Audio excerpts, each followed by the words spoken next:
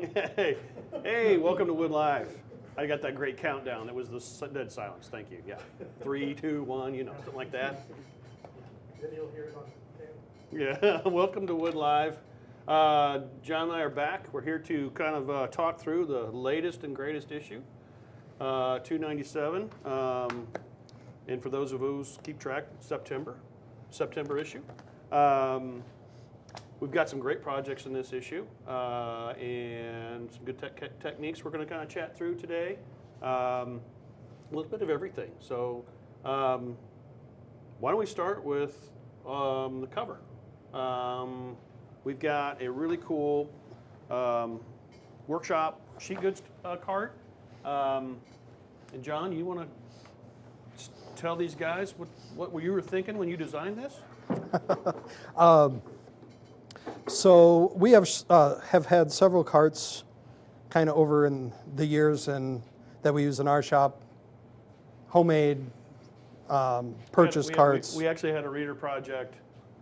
A reader submitted one many years ago that we used for a long time that we wore out. We did wear out. It had one wheel left when it was done. But the big thing with that was it was like 4 inches taller than the table saw. So as you're pushing your plywood off the cart onto the saw, there would always be a thud. So the big thing with this one was we wanted a solid cart where the wheels wouldn't fall off, but we were also trying to come up with a way, not only for us, but for anyone that builds this, you can customize it to get it to about your table saw height. We're usually aiming for about a 1/4 inch taller than that, but so kind of heavy duty, not going to fall apart, hopefully. And on your side, you might be able to see there is actually a locking hole here. We pulled the, and in the actual photo, you'll see a pin, so you can put a locking pin in there, but we pulled those so you could ride this a little faster downhill. Yeah. We also added... We had to use those on another project. Probably is what happened. Also added a little foot detail, just so you can stack probably, you could get half a dozen sheets of plywood on this and then not have it fall off.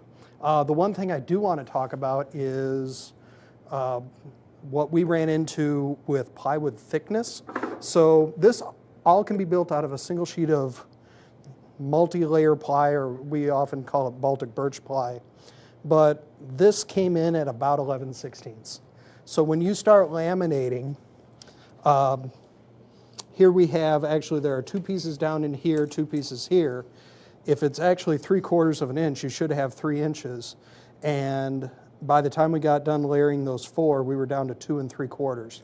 So what we should have had, we lost a 1/4 inch.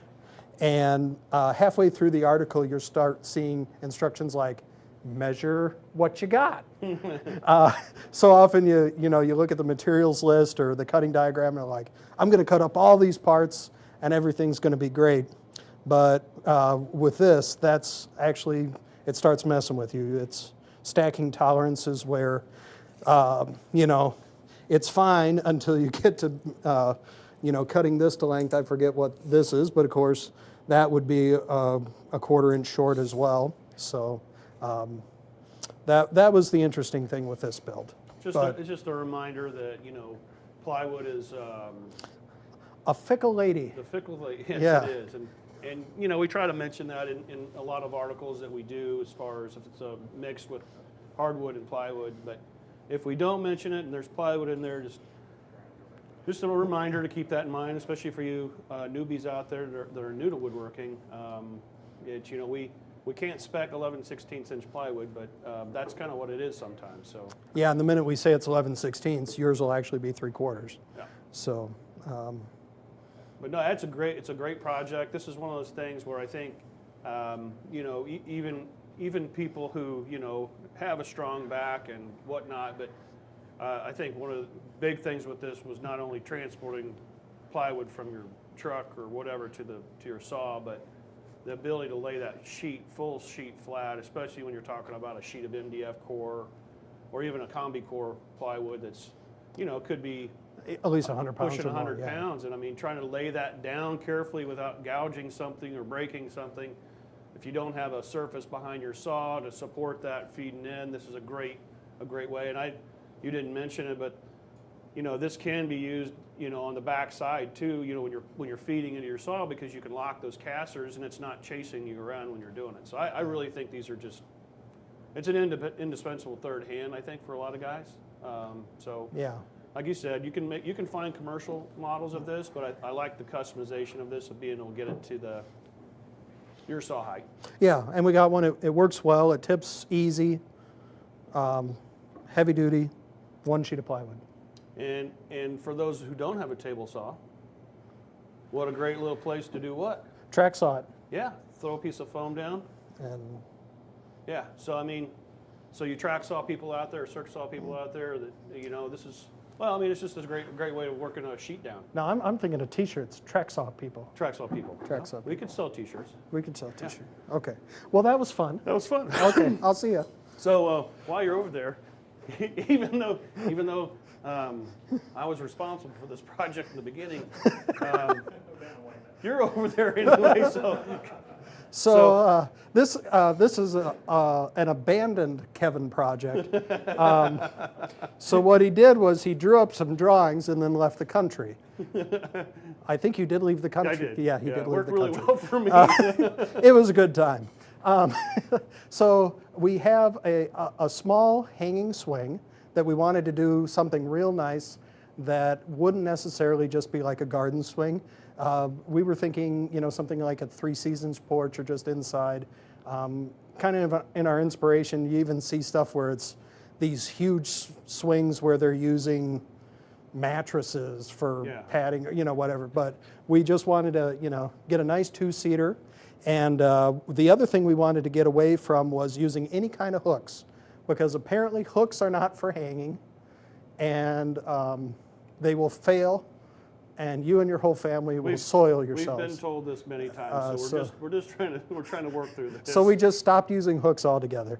But each corner post actually has a hole all the way through it, so you can run your rope down through the hole, across the bottom, up, and then we are not giving any advice at all about how to hang it from any structure at all, whether that be your house, a limb, Well, the short story on the hanging is get your Boy Scout manual out, and you want to use the appropriate knot.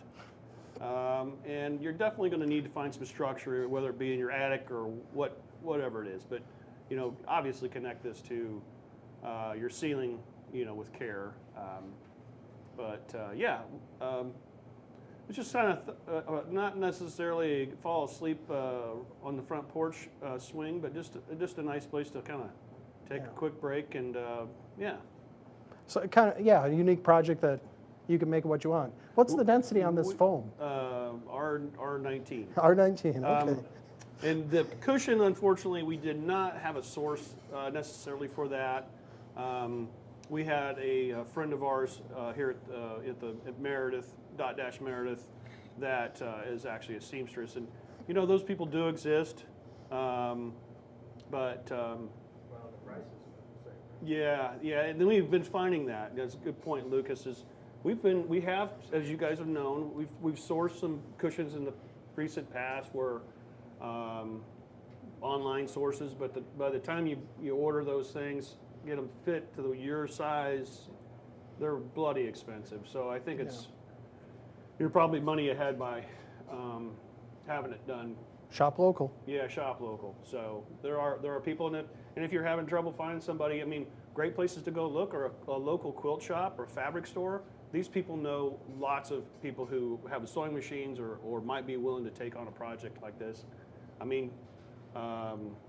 Michael's, Joanne's. Yeah. All these places. I'm missing one that's probably big. There was a Hancock, but Hancock I fabric, but I don't know if I- they're around. But good place to go look for somebody like that could help you find a cushion. So.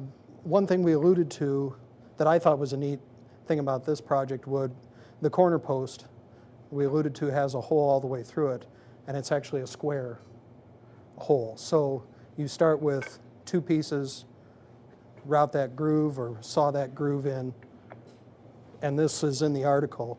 where you're actually using an alignment rod to help glue that together.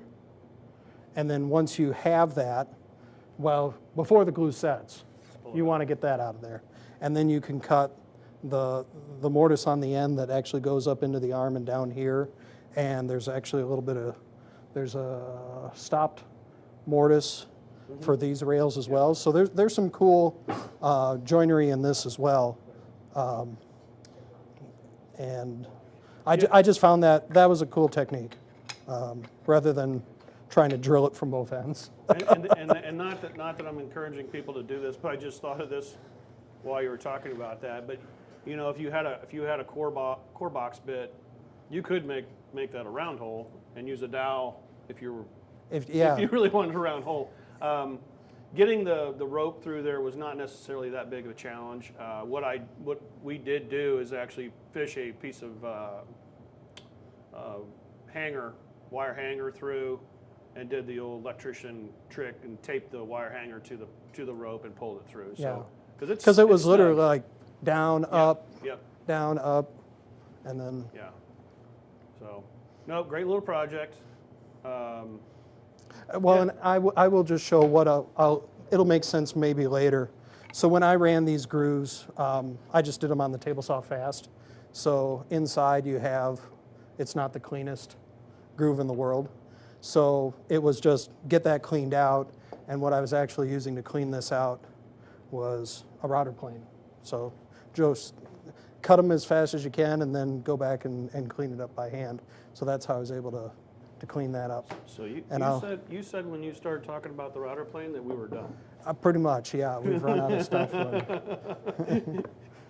But you know, since you're still over Since there, I'm still going. Since you're But still wait, over there's there, more. There's more. But wait, there's more. Let's see. Oh, here, let me help you. Okay.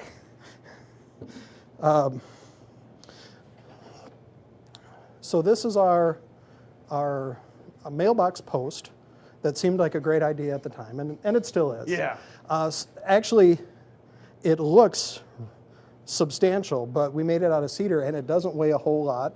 It's built as a sleeve, so you put your 4x4 post in the ground, and then you can slide it right over the top. So what I like about it is, if you have just a little bit of a post, you can put it over, or you can have a post up to about here. Slide it on there. You can put it on a solid 3.5 steel pipe with concrete. Yep. It just depends on your needs. But the plow truck won't like you. But base, it looks more complicated than it is. The base construction is just a box that sleeves on there, and then everything else is kind of applied over the top. So it has the frame and panel look, but these are all just individual pieces put on. It's got a great place under here for hornets. And back here is like yellow jackets. No, it's not as good back there, but right there, that's where they'll get you. So. Yeah, so I just kind of emphasize, John, the process of putting this together is really simple. And I have a feeling for those of you who live in neighborhoods, you might be building more than just one for your house. This could be one of those things where the street ends up looking very similar. Easy build. Yeah. That one looks good painted too. Yeah. Absolutely. Match your house. You do the third one for you. First one's bad, the second Yeah, you work through those challenges, right? Hey, my goal was just to piss off the neighbors. So that's. No, great project. Okay. Great project. Well, it was nice talking to you. All right. So moving on, maybe we'll save a project or two here for a little bit later. But like I said, we did have some really interesting techniques in this issue. We kind of talked about some tools. Just to get to a little bit of that, I don't know if Lucas wants to come up here and kind of talk about the article that he put together. I know it was this was an article that had been planned for an earlier issue, but just because of the depth that I think he went into with the multiple machines he was working on, it kind of needed more time, and I think it paid off. Yeah, I've already blanked out the memories. So. Yeah, I mean, the trauma's gone.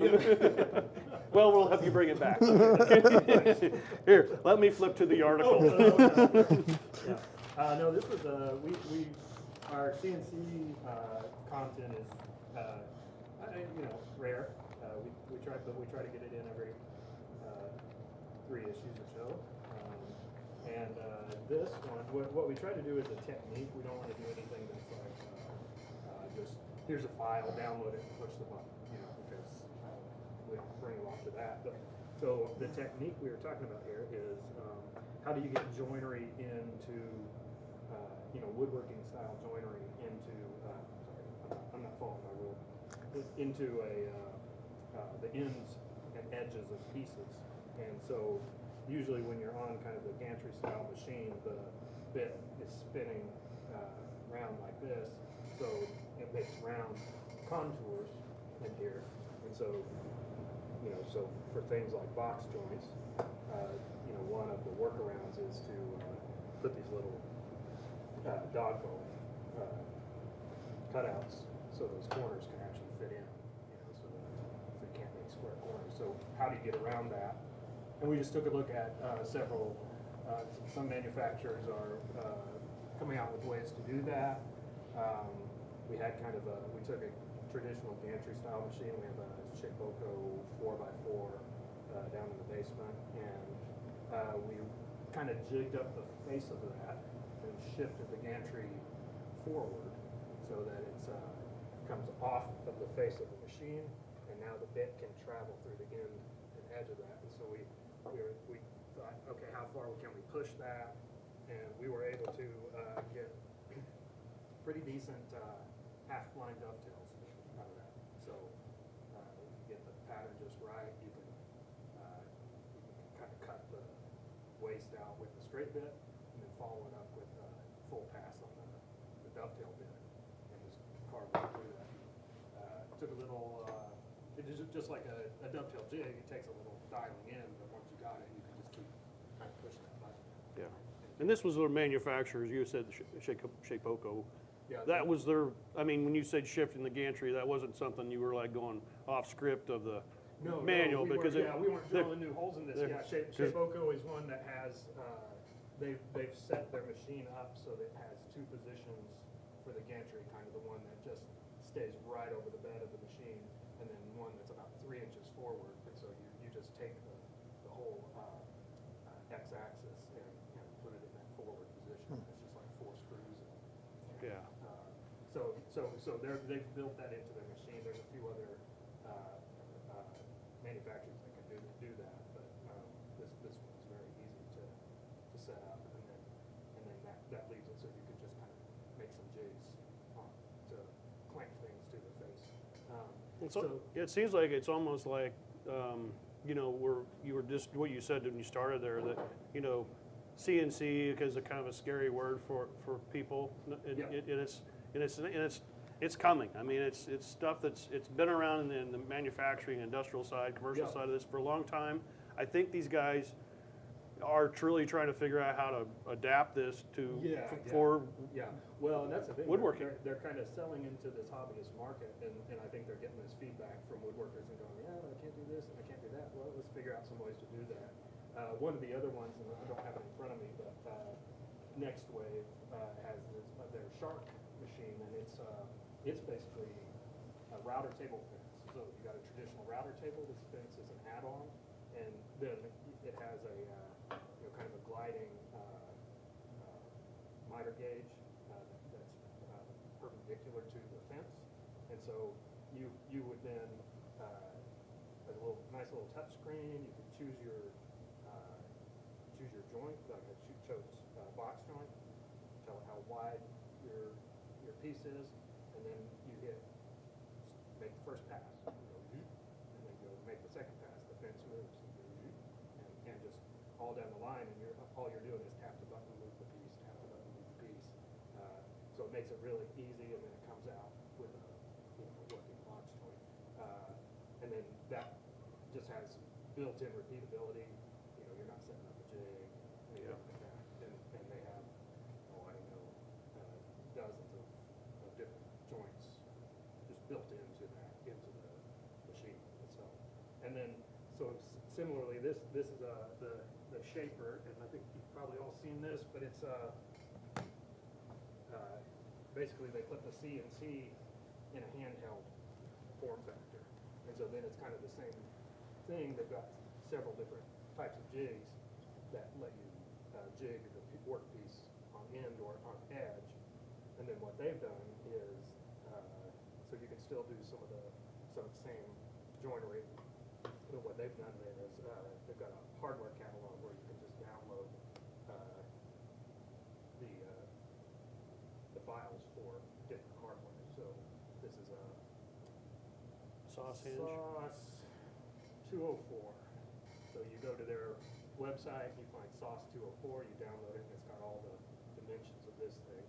And so that's what I carved out here. The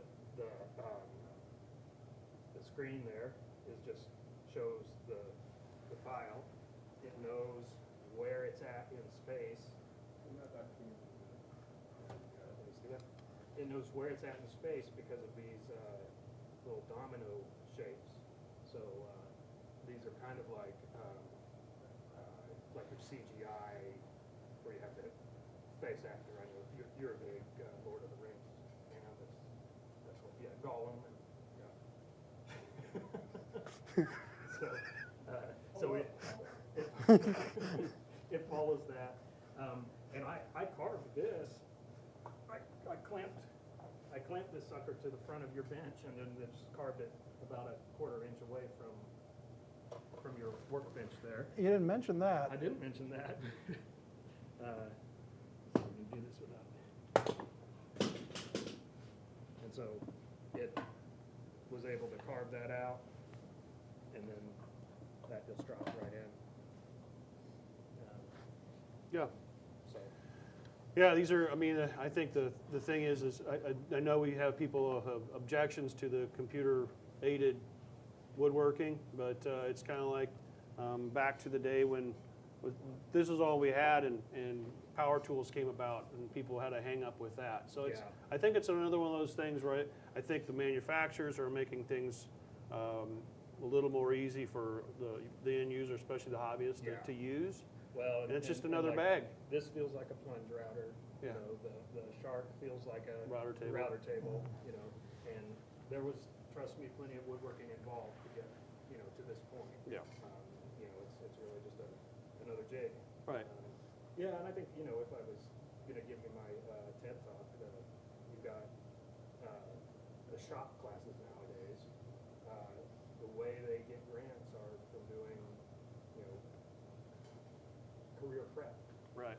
And what they consider career prep is some of the CAD/CAM machining. And so if we want shop classes like we had, we need to be all in. You see a lot more of that. Yeah, you need to be all in on the CNC because that's where Yeah. the grants come from. So Great article. So they're giving up on the Sloyd?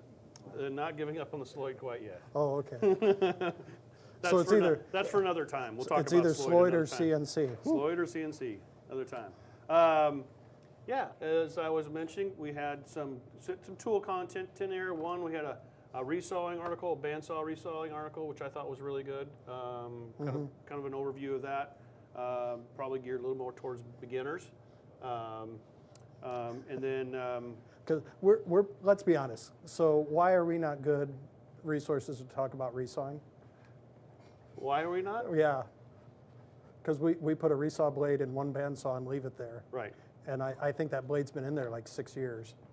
Well, and we keep certain people off of that saw, and it remains in good shape, It's right? just for good. Right. So yeah, yeah, when they talk about changing the blades and doing all this and that, and Yeah. it's just like, no, you just turn it on. it's not for cutting hamburgers in half and sharing with your friend, right? Or cutting Apparently. wet firewood. Yeah, I got to make this round. yeah, right. So We did a story on kind of tool related, but 9 handsaws you should have, and we're not going to go through all of them. But John and I kind of wanted to talk about maybe a couple of our favorites, and maybe expand a little beyond. I don't know necessarily what or show kind of a little bit more what those saws were. I think we both agreed on this saw because I know you use this quite a bit. But the flush trim saw, if you don't own a flush trim saw, Definitely something that you should invest in. And what it is, when I say flush trim, basically it's a Japanese style saw, but the teeth are set only on one face. So basically you can saw down next to the wood, cut dowels off, cut a tenon off or whatever without marring that surface because the teeth are flat. Great little saw to use. You can see you can kind of hold that at an angle there. It kind of forces that blade down so you can get truly a flush cut. Yeah. It is a pull saw, so it's a little bit different than your Western saw as far as a push saw, but I think it's easy to get used to. And I honestly, I'd be surprised, and there's got to be, at this point, most people would have, I would think, some sort of a Japanese saw, but Yeah. they're very yeah. common now. Very flexible blade, very fine teeth. Yeah. Just, Maybe it'll be a little bit more delicate with these than your Western style saws because Yeah. the blades are typically really thin and they can fold and bend on you pretty easy if you're not careful. I know you had, oh, where's your big saw that you wanted to show off? so, you were going to make a tenon for us, weren't you? well, I could. Or a carcass. But I'm super busy. So this is my favorite side because it fits my hand, and I just use it for everything. Yeah.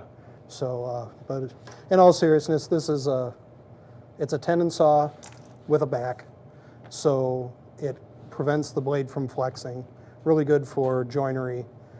This particular one has a little more coarse tooth count than what you'd see in a lot of back saws, so you can rip through wood fast. So great for tenons and joinery. Kind of a step up from a back saw, smaller back saw or dovetail saw type Yeah, of. and some people, it's like, man, you have this huge saw, but I find it's easier to steer a longer, bigger saw. You can have a better idea as you're cutting that I'm holding this plumb, and you get a better idea, am I going straight? So Yeah. that's, I guess, my logic behind it is a little bigger saw. I think it's easier to control. Yeah. So Well, and you got the weight. You got the weight. Pushing too. So, yeah, and kind of along those same lines, the other saw that I kind of go back and forth between this and like a traditional dovetail saw, but these back saws, I call them a gent saw. Kevin does like the straight handle. I do like. He's got a whole drawer of them up I do there. have a collection of these. This is the newest one, and I really like this. Was one by Blue Spruce. Great little saw. It's got a really heavy spine on the back of it, and I think in 3 or 4 issues back, we did a arts and crafts Stickley style desk. I did some handcuff dovetails in that, and I used this saw. I actually used this jig too, and I tell you, if you're not, proficient yet at holding your saw at the right angle and consistently doing that, these little jigs, these little helpers like this, I might want to lower that so I don't cut into my clamp. I know that's just fine, but that is cutting pretty fast. Yeah. And I don't remember the set on this, but great little. It is pine, yeah. It's a great little saw. This has got a lot of weight to it too, and to me, if you're into dovetails and you have just a traditional dovetail saw, this is worth a try. Why not buy another tool, right? The other thing I really love with these is cutting small parts, and I know we're kind of crowded up here, but this is just a bench hook, and when you're cutting small parts, like you need a little dowel to cut. I mean, you can quickly cut stuff safely. I mean, this is just another use for something. It's hard to do something like that with a power tool, right? Or unsafe to do something like that because you'd cut that and you'd never see that again. Well, or we shouldn't be taking photography while doing so. Sure. Yeah. Sure. That too. Yeah. But no, we just kind of wanted to talk about a few of those that were in there, and kind of maybe a little bit why we talked about those a little bit more in depth. It was a great article. There's many saws in there. Obviously, with your method of work, if you're doing veneer, if you're doing, dovetails, you might you might need a couple of those saws. So, Yeah, things to think on. yep, they're very versatile. If you're used to doing a lot of machine work and don't do a lot of hand tool work, these are very approachable, and I think that you'll see that they really do kind of help your game. And all of these come in very different styles and price ranges, so don't feel like that should scare you away. Okay. You want to talk about planes? Okay. You have the floor. So we do have an article coming up in the next issue. I'm going to spoiler alert, but it is in actually the back of the book, I do believe. We did John and I actually, well, at this point, because we've not seen the fully edited article, at this point we're going to claim that we actually did the tool test. But when we do the next issue review, we may not have done the tool test. We may disavow. Depending on how the editorial comes out. Yeah, so we may disavow any knowledge of this test. I'm a patsy. Right. They put words in our mouths. There's quotes Yeah, in we here. should talk about these pop-up quotes. Pop-up quotes that we don't talk about that stuff. Doesn't sound like me at all. Anyway, back. That doesn't sound like me either. I heard it. I heard it. Yeah, I don't even talk. I did do a little messing around with these. I think John has kind of played with this, and Brian, who does help out a little bit in the shop with us, actually building projects, who's on the cover, has been using these. And honestly, these are a brand new manufacturer. Actually, it's not a brand new manufacturer. Timbicon is a manufacturer. It's been around for some time in Australia. But this is kind of a new project that they have started, a new line of planes, and I believe they've got a few other tools. They keep adding stuff. Some spoke shaves and some, router plane? router planes. We saw that they had those too. We've not yet seen those yet, but based off of what we've seen with these tools, these are a brand new. As you can see, the styling on these are unlike anything we've seen before. They are very well made. Price point on these is great. And you can look them up online at melbournetool.com, I believe it is, or that'll come up to you. But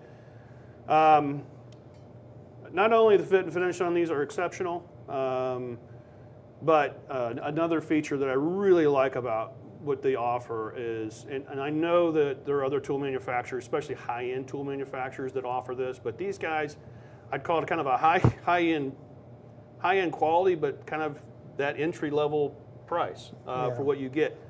They offer 3 different grinds on their blades. So you can, with your jack plane, your smoother, and your block plane, you can get 3 different grinds for whatever you're doing. If you're dealing with, difficult grain, we were just talking about this before the sound came on, like cherry, a lot of times quarter sawn cherry, if you're trying to edge a piece of cherry, you think you're running in the right direction, but it can be kind of cantankerous, so you can grab a 50-degree blade, which they have the option to buy those with the set or the individual tool.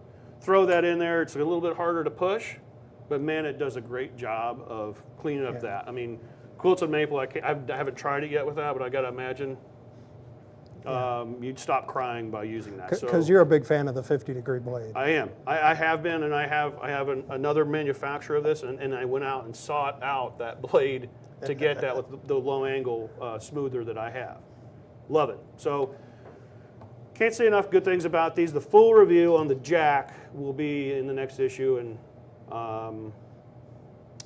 yeah, I mean. And aren't those blades high-speed steel? Which is a different. Yeah. Because coming from the. You know what? I forgot what they put down on that. M2. M2? M2. Whatever that. But it's metric. Where they're coming from in the world, a lot of the woods are more. What am I trying to say? Exotic? Well, hard. They're not exotic. Am I helping? No, you're not helping. What is it like? Rarely. Jara and some of this other stuff where you need high angle blades. They got some like really hard tropical woods. Like abrasion resistant cutting edges. Yeah. So I know from sharpening it, it's a little different animal. Yeah. For whatever M2 steel is. Yeah, and we did review. That was part of the review. We talked about kind of the steel and sharpening, but all in all, I can't, like I said, I can't see enough good things about them. And then the back of the book, we kind of did a little expose on those 3 planes. So anyway, stay tuned for the full review on that. And then, yeah. What else? We did a little, Dave talked a little bit about some pin nailers, kind of some different stuff, battery powered, and then some cartridge air powered. That's kind of a neat little article. It's kind of more of a, hey, if you don't own one of these and you're looking to get into that market, you can still buy them to plug your air hose into. Battery powered, I think it gives a lot of different options. I would say not every manufacturer is doing this battery powered yet, but I would guess probably by the end of the next year, they will all be doing some version of battery powered. I can't think of anybody right now off the top of my head that's not doing it, just in that, the big guys, the DeWalt's and the Makitas and Milwaukee's of the world, but They're about there now. So, great little tool, and if you're those guys, and I mean, granted, I started woodworking. I used a nail gun a lot, still do. It's not naughty. I mean, they have their place, but I tell you what, these little pins, I find myself using it quite a bit more than I thought I would. Yeah, they barely show. I mean, But- they're called headless. Yeah. It's just when you're trying to clamp something that just has, you can't really figure out a clamping solution, and it's like, okay, a couple of pins here and there, and you can make the tiny heads disappear really easy. So that's a really good article. And then John, I tried to save the best for last. Well, I thought this was just great. I mean, We did do the We TV wall surround, but I didn't want to bring it in here. it's in pieces. It's in pieces, but What's the quote on that at the end? It sounds something you would say. what did I say? You won't believe how much this dresses up a flat screen TV, and who can't use more shelf space? Boy, that rolls off the tongue. It does. It rolls off the tip of your tongue, but it is a good. It really does. And I can't believe I said it. I remember it clearly. Yeah, I can't believe I I said it. remember it clearly.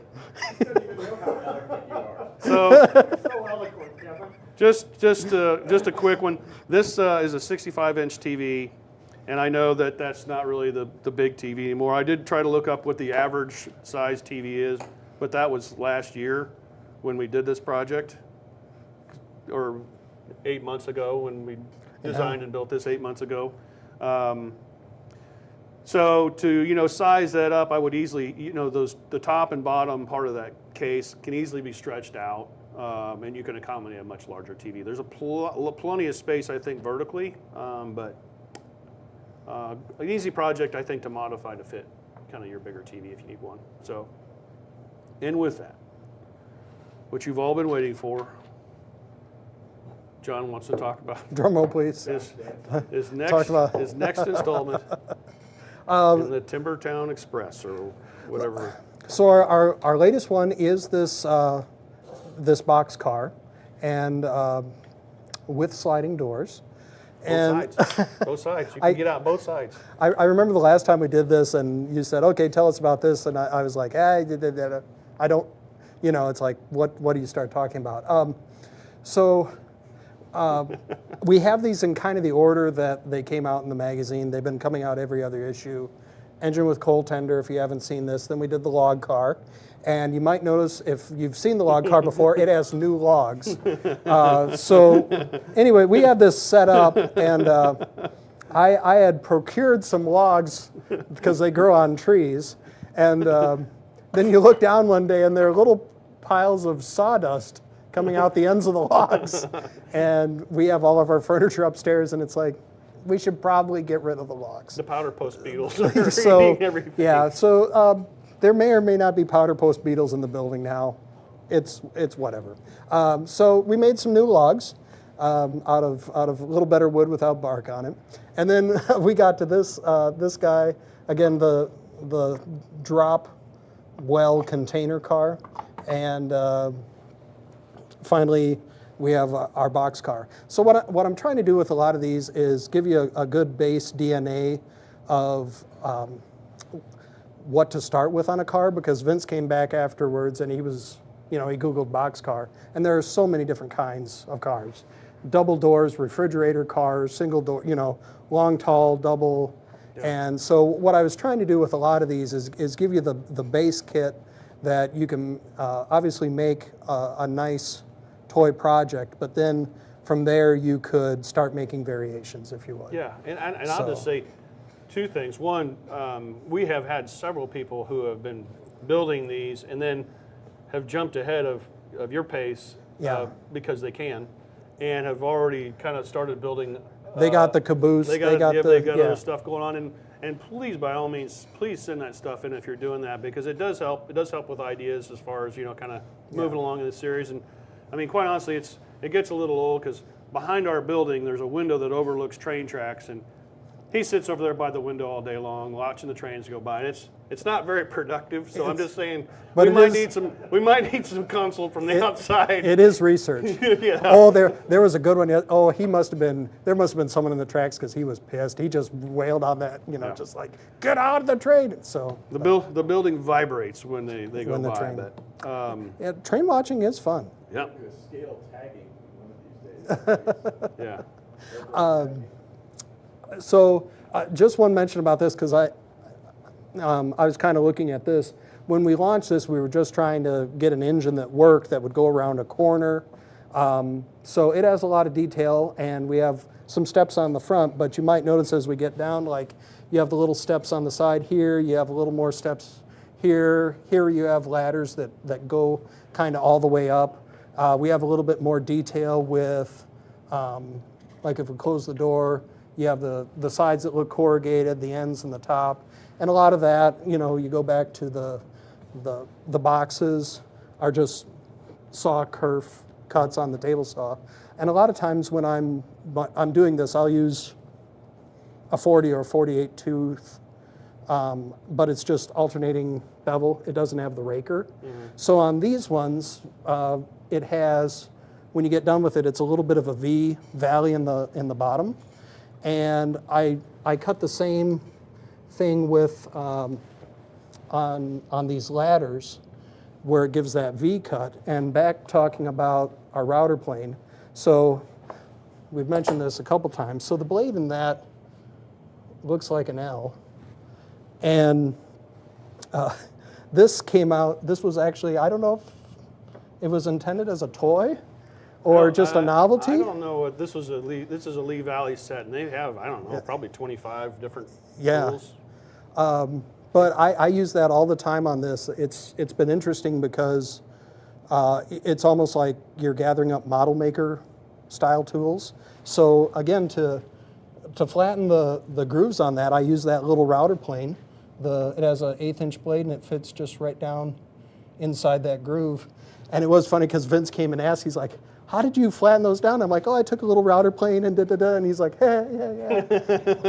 And I'm like, no, I'm not lying. And you might notice on this piece as well, so this has a full-size ladder on one side and then the half ladder on the other. That's what you're also doing. You're doing oversized pieces. You're cutting the detail into them so you have something to hold on to, and then you're cutting it off and getting it on there. So when Kevin was talking about cutting these little pieces, that's why I have to laugh. There are a lot of photos that do not make the article because you don't want to see how this was done. Small parts clamping, yes. Use your wooden hand screws a lot, right? That's a good point. I should bring all those little clamps. Yeah. Because, I've had to buy that anyway. So anyway, we have all of this, and we actually have 2 more cars coming because we have the 2 after this, and then upcoming we're actually doing another engine, but that's like a year out. So yeah, John's committed to 8 years on this. Yeah, this is so just so you know. Make one for your kids and for their kids. Yeah. So so I mean, I think we got a great issue here. I know these are out in readers' hands already, and hopefully on newsstand too. But as always, we appreciate you, and please like and subscribe to Wood Magazine. Got exciting stuff coming up in the next issue too, and kind of exciting year. Just a little bit, about kind of some things we're doing. We're trying to work on more video, and What are you looking at me for? and we're trying to work on more social media stuff. So there's a lot of cool things we're trying to do, and just kind of outside the magazine, and so yeah. Anything to add? Other than if you find Brian, he will Autograph he will that. autograph this. Yep. But Put it in a collector's sleeve for you. he's got the sleeves. He's got the Sharpie. You just need to find him with a magazine. Yeah. So Good luck. And we'll see you next time.